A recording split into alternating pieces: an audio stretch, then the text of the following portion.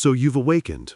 The veil is lifted, illusions fall away, and your eyes are finally open. You thought clarity would bring ease. You assumed the universe would reward your awareness. Instead, your bank account dries up, the career dissolves, and survival tightens its grip. Why? Why does spiritual awakening so often lead to material breakdown? Why do you feel more lost financially now than before you ever asked a single meaningful question? Why are you surrounded by chaos while those still asleep thrive in their carefully curated personas? Is this divine punishment or unconscious design? Could it be that the parts of you you've never claimed, your entitlement, your dependence, your secret fear of power have finally risen from the depths, and now they demand tribute? You want abundance, yet you unconsciously sabotage every opportunity. You crave purpose, yet flinch at discipline. You denounce materialism, yet feel humiliated by lack. Can you admit that your financial struggle might not be bad luck, but shadow work in disguise? There is no going back. You have passed the threshold. The question is no longer, how do I get rich, but what am I being forced to integrate through this lack? And until you face what you've buried, money will elude you, not because you're unworthy, but because your psyche is mercilessly exact. You thought awakening would bring alignment, peace, flow. Instead, everything once stable begins to unravel. Your income dries up. Opportunities vanish. You can no longer tolerate your job, yet the new path refuses to open. What happened? Why has clarity come at the cost of survival? You look around and wonder, why are others still asleep in the dream of the world prospering while you sink deeper into financial anxiety? Why does it feel like the more conscious you become, the less support you have? Is this path broken, or are you being broken open? This is not coincidence. Awakening strips away the false. It tears down everything built on illusion, including your former relationship with money. That relationship may have been transactional, ego-driven, rooted in fear or status, and now it no longer works, but nothing has yet replaced it. You are in the in-between. What if this struggle isn't failure, but initiation? What if the collapse of your finances isn't a punishment, but the psyche's demand for reorientation? Have you truly examined what money meant to you before awakening? Was it control, validation, escape? Jung did not promise comfort, he promised wholeness. And wholeness often begins in chaos. When you awakened, you shattered the contract you made with the world's illusions. Now the self is asking you to rebuild a life that reflects your deeper nature, but without bypass, without fantasy, and without returning to the false persona. You are being invited to reforge your values, your work, your sense of worth, not as a performer, but as an integrated being. Money is no longer separate from your soul. It is now a symbol, a test, a mirror. Until you grasp this, the struggle will continue. Not because you're cursed, but because you're being made conscious. Money, in Jungian psychology, is not merely a means of survival. It is psychic energy made visible. It is the externalization of your inner economy, your values, your discipline, your fear, your power. So when money collapses after awakening, the issue is not just economic, it is archetypal. It is a revelation of where your psychic energy is blocked, fragmented, or misaligned. Do you know what you're truly investing in? Do you know what part of you is now bankrupt? Jung called this energy libido, not just sexual desire, but the fundamental psychic force that drives all activity. In a sleeping state, your libido often flows into accepted societal roles, career, status, productivity. But awakening severs this flow. Your psyche reclaims its energy. Suddenly, working a job that contradicts your values becomes impossible. The persona you wore to survive in the system, agreeable, ambitious, conforming, begins to rot and fall away, and with it, your income. The persona, in Jungian terms, is the mask you wear to function in the collective world. Before awakening, this mask allows you to perform, even succeed within the expectations of society. You become the good employee, the model citizen, the stable adult. But make no mistake, the persona is a compromise. It is rarely who you truly are, and awakening destroys it. So what happens when you lose your ability to perform? You lose your place in the collective system, you lose income, you lose value. But underneath the persona lies the shadow, the repressed, denied aspects of your psyche. And here is where the truth behind your financial struggle begins.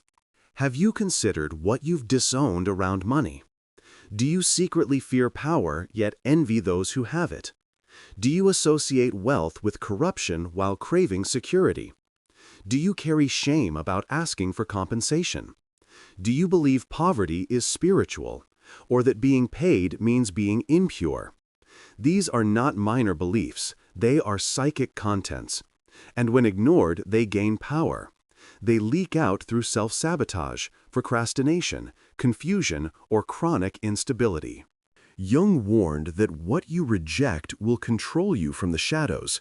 So if you've labeled money as evil, shallow, or unworthy of your soul, then your unconscious will do everything in its power to keep it far from you, no matter how many affirmations you repeat.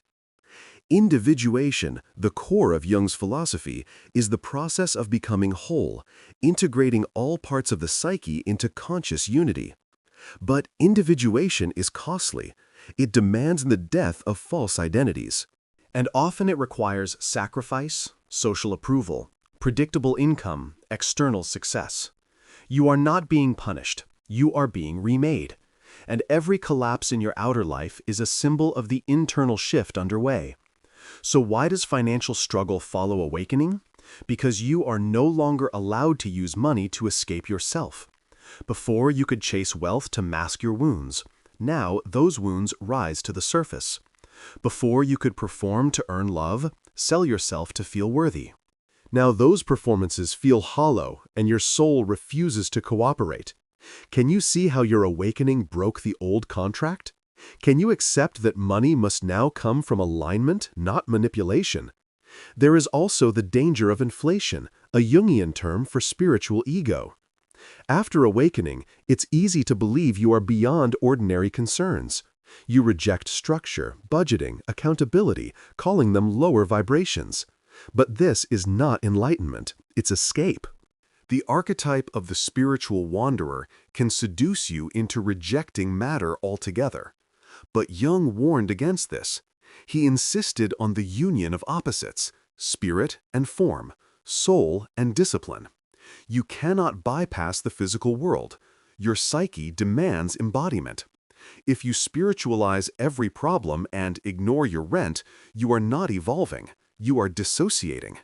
Do you think Hermes, the god of communication and commerce, vanished when you awakened? Or has he now become your teacher, testing your integrity in how you handle money, time, and energy? Even the self, Jung's symbol of total wholeness, will not support a fantasy. It seeks reality. It seeks integration. It asks you to confront your complex around money. Are you avoiding responsibility under the guise of freedom? Are you afraid to charge for your gifts? Are you refusing to become an adult in the spiritual world? These questions are not judgmental, they are essential.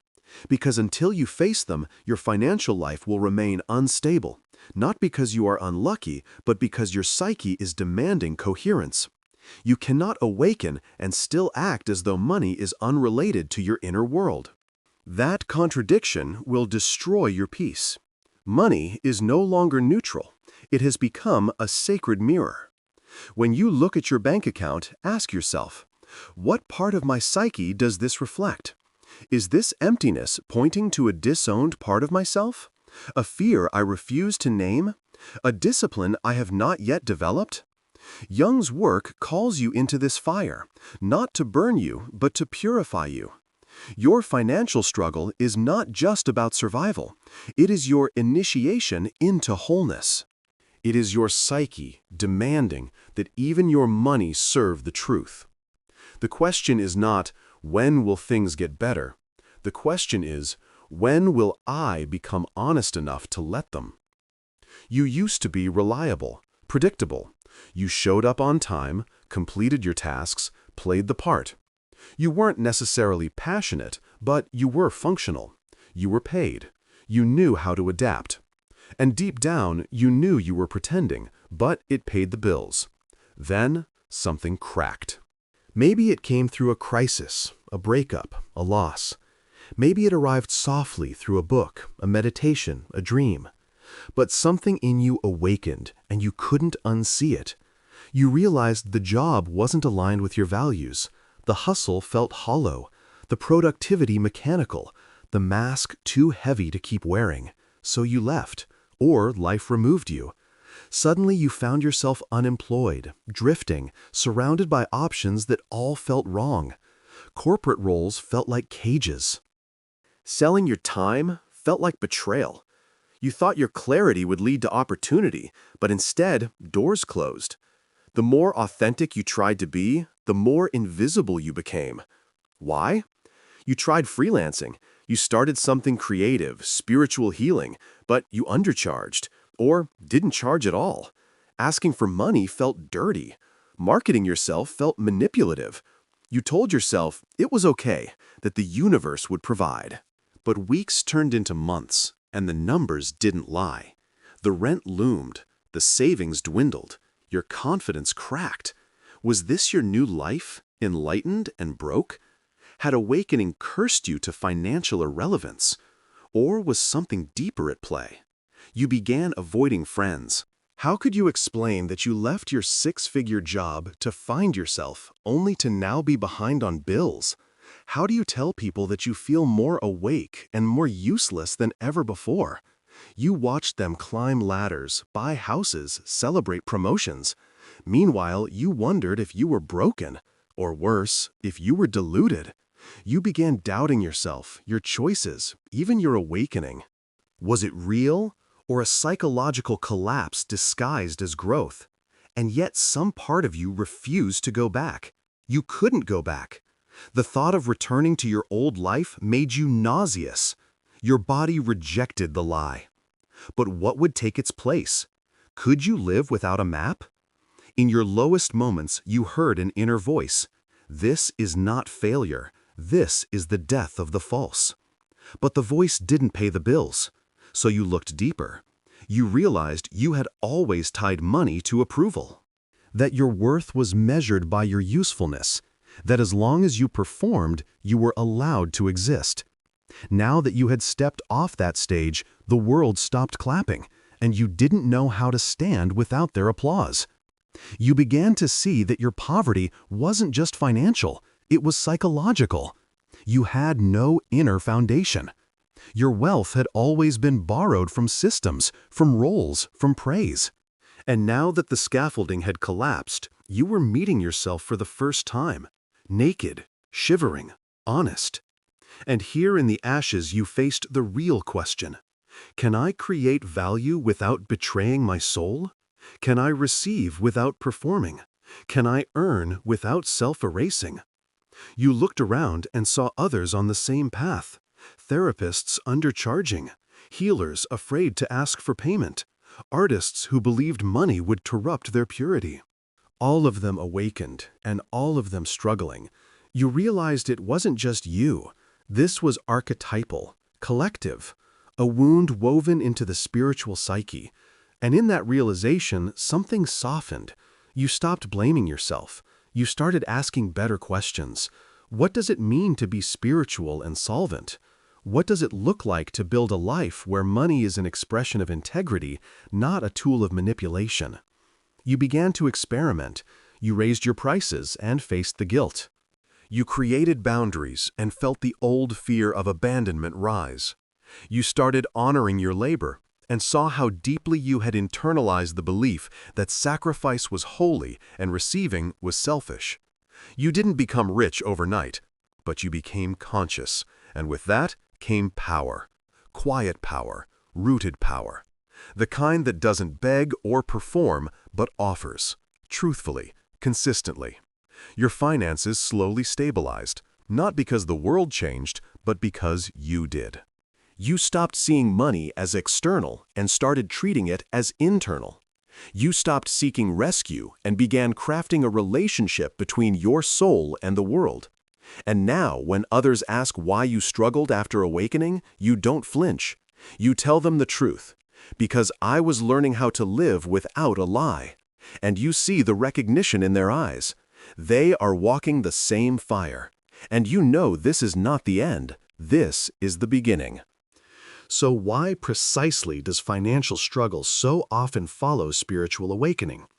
Why does your inner clarity seem to unleash outer chaos? What is the actual mechanism, psychologically, symbolically, even energetically, behind this descent into lack? You must begin by understanding one brutal truth. Awakening dismantles your inner architecture.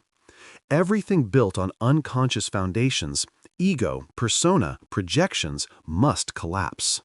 And this collapse includes the version of you who could operate in the economic world through performance compliance and illusion.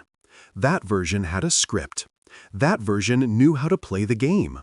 But once you see through the game, you lose the ability to participate unconsciously.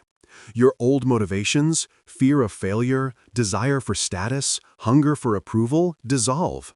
And so does the fuel that powered your financial engine. Can you function in a system whose values no longer reflect yours? Can you pretend to sell certainty when you now see the world is made of paradox? This is the first mechanism, libidinal redirection. Jung called libido the fundamental psychic energy that powers life. Before awakening, your libido is often locked into cultural channels, career ambition, achievement. But after awakening, that same energy is withdrawn from the external world and turned inward. It begins to feed your inner work, your healing, your individuation. You feel the need to rest, reflect, reorient. And during this inward turn, your productivity drops, your output slows, your financial channels dry up, not because you're lazy, but because you're being rewired. Next comes ego death. The version of you that felt safe in productivity, proud in overworking, validated by salary, that ego begins to dissolve. And in its absence, there is confusion. Who are you if you're not your job? What do you offer if you're no longer performing? How do you price your work when it no longer comes from lack, but from truth? This is where the second mechanism appears, identity fragmentation. Your old identity was compensated. It knew how to ask, how to demand, how to survive. But now that you're shifting toward authenticity, you're unsure. You second-guess your worth. You hesitate to speak with conviction. You flinch at receiving. Your new identity hasn't yet developed the muscles to survive in a transactional world. This leads to the third mechanism, shadow activation. Everything you denied, rejected, or disowned around money now rises. Perhaps you once believed that wealth was greed, that charging for spiritual work was unethical, that ambition was egoic. Now those beliefs take form. You may find yourself unconsciously sabotaging income, delaying invoices, underpricing, avoiding opportunities, all to stay aligned with an outdated internal morality. Ask yourself, who told you you had to be poor to be pure? Who taught you that visibility was arrogance, that marketing was manipulation? These beliefs are not facts, they are shadows, inherited or absorbed, and they operate without your awareness unless you face them. Another mechanism is projection collapse. In the pre-awakened state, money often becomes a container for projected power. You believed money could save you, define you, complete you. You chased it not for what it was, but for what you made it mean. But awakening destroys these projections. You realize money is not salvation. It cannot fix your inner emptiness. This disillusionment is necessary but painful. Without the fantasy, you're left with the raw fact: money is a neutral tool. And you must now learn to relate to it consciously, not emotionally, not spiritually, but responsibly. And then comes the most dangerous mechanism, spiritual inflation. After a profound awakening, there's a temptation to believe you are beyond ordinary needs, that budgeting is beneath you, that asking for payment is evidence of attachment. You begin to adopt a spiritual persona, aloof, ungrounded, detached from worldly concerns. But this is not wisdom. It is regression. It is the unconscious trying to avoid the discomfort of integration. Jung warned that spiritual inflation is a sign of psychic imbalance, not evolution. You cannot bypass matter. You cannot transcend your way out of rent debt or discipline. If anything, the more awake you become, the more you are called to engage with matter ethically, consciously, maturely. Your financial life is not an obstacle. It is part of your initiation. If your spirit cannot move through dollars, deadlines, and taxes, then it is not yet embodied. So what is the sum of these mechanisms? You are struggling financially, not because the universe is punishing you, but because you are undergoing reformation. The old self, built on performance, fear, and projection, is dying. The new self, aligned with truth, integrity, and depth, is still under construction. The space between these selves is called liminality. And it is in this in-between space that you suffer. But the suffering is not meaningless. It is diagnostic. It reveals what you still believe, what you still fear, what you still avoid. Have you built a relationship with money grounded in values, or are you still seeking to be rescued by it? Have you integrated your desire for security with your commitment to authenticity, or are you rejecting one in the name of the other? Until you answer these questions with action, not just insight, the struggle will persist. Your finances will mirror your fragmentation, not as punishment, but as precision. The psyche does not lie. It exposes. So listen, the crisis is the curriculum. Your bankruptcy may be the beginning of your inner solvency. Your loss may be your first honest transaction. Your poverty may be the place where you finally reclaim what can't be bought, yourself. Now that you've seen the mechanisms, the collapse of ego, the activation of shadow, the disintegration of persona, the question becomes, what can you actually do? How do you walk this narrow bridge between spiritual awakening and material integrity? How do you take action without betraying your soul? The first step is brutal in its simplicity. Face your financial life fully and without flinch. Stop avoiding your bank balance. Stop pretending bills are beneath your vibration. Stop postponing responsibility in the name of flow. You are not being asked to return to slavery. You are being asked to show up with presence, clarity, and maturity. Can you open your accounts without shame? Can you track your spending without panic? Can you tell the truth, not just spiritually, but numerically? This is your shadow work now. Budgeting is no longer mundane. It is mythic. Every dollar you spend reflects a value. Every transaction is a mirror. Are you ready to look? Next, identify your inherited money complexes. Jung taught that we carry ancestral and collective imprints in the unconscious. What did your family believe about wealth? Was money a source of fear, control, guilt? Were you taught that ambition equals greed? That poverty is holy? Write it out. Make it visible. You cannot transform what remains vague. Then ask, which of these stories still govern me? Where do you still obey an inner parent who shames desire? Where do you still play the starving mystic to feel pure? Where do you still reject money as a form of self-protection to avoid exposure, failure, responsibility? Now begin the work of rebuilding your financial identity consciously, ethically, and in service of individuation. This means developing a new relationship with money, one aligned not with your ego, but with your integrated self. This new identity does not hustle to prove worth. It creates from wholeness. It receives with grace. It charges with clarity. Are you willing to charge for your gifts? Can you name your value without collapse or apology?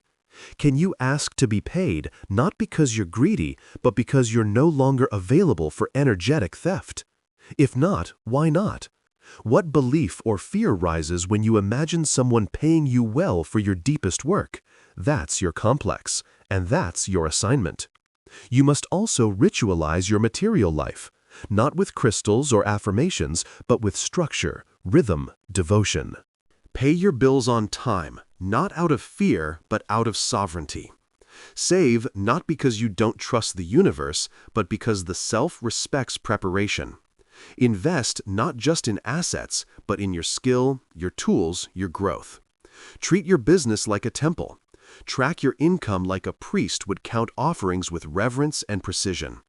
Your financial maturity must match your spiritual depth, or your psyche will split again. Another vital practice: conscious boundaries. Stop offering your work for free unless it is a deliberate act of service. Stop leaking time into unpaid emotional labor. Stop rescuing others financially to avoid your own discomfort. You are not here to be everyone's savior. You are here to become whole. Have the courage to say, "This is my rate. This is not sustainable. I cannot work without compensation." These are not capitalist mantras. They are individuation in action. They are how you reclaim agency from old patterns of martyrdom, invisibility, and fear. Finally, redefine abundance. Not as excess, not as luxury, but as alignment. Abundance is not a number, it's a state of coherence. It is when your outer life reflects your inner truth. It is when your income supports your integrity, not erodes it. It is when your gifts circulate in the world and value flows back because you dared to own your place in the order of things. Can you imagine an income that honors your soul? Can you imagine work that neither drains you nor deceives others? Can you imagine a life where money flows through you, not as power, not as escape, but as service? If not, why not? Where do you still resist being seen? Where do you still equate wealth with betrayal? Where do you still fear that if you rise, you will be alone? These are your initiations now, not theories, not insights, practices, choices, transactions. Start with one change. Raise your price. Say no to a draining client. Track your expenses for 30 days. Sell something you love and let it be easy. Ask for help and let it be humbling. There is no magic spell. There is only awareness embodied. And over time, your outer life will begin to reflect your inner shift. Not because the world changed, but because you stopped abandoning yourself in the material realm. Remember, the unconscious does not respect words. It respects action. It respects alignment. You are not being asked to get rich. You are being asked to become real in every dimension, including the economic. So ask yourself now, what part of me still believes I must suffer to be spiritual? What am I avoiding by staying broke? What would it look like to bring integrity into my financial life starting today? These questions will not save you, but if you answer them with your hands, your time, your spreadsheets, and your courage, they will liberate you. Awakening is not the end of money. It is the beginning of money made holy. You are not failing, you are transforming. What you once called struggle is now the crucible of your becoming. Your financial instability is not a cosmic error. It is the exact pressure required to surface every lie you still live under, that you must earn love, that visibility is shameful, that integrity and income are opposites. Do you see it now? You were never meant to bypass the material world. You were meant to sanctify it, to enter it not as a slave to systems, but as a sovereign of self. The collapse of your old financial life was not a loss, it was liberation. You were being freed from every performance that no longer belonged to your soul. But freedom demands form. Spirit must be embodied. Awakening must become action. The self will not reward your insight unless you integrate it. Will you now do what your former self feared? Name your worth, track your numbers, build your house on rock, not fog. You cannot stay in the in-between. The world needs your gifts, not in secrecy, not in martyrdom, but in full view, with value, with clarity, with exchange. Can you carry both chalice and ledger? Can you love beauty and also balance your books? This is your call to action. Stop waiting to feel ready. Begin. Choose one practice that reflects your new relationship with money. Make one decision that serves your inner coherence. Speak one truth you've been avoiding about what you need. This is not about abundance, it's about alignment. Your soul does not want to be rescued. It wants to be responsible. The struggle ends when you answer that desire with your life.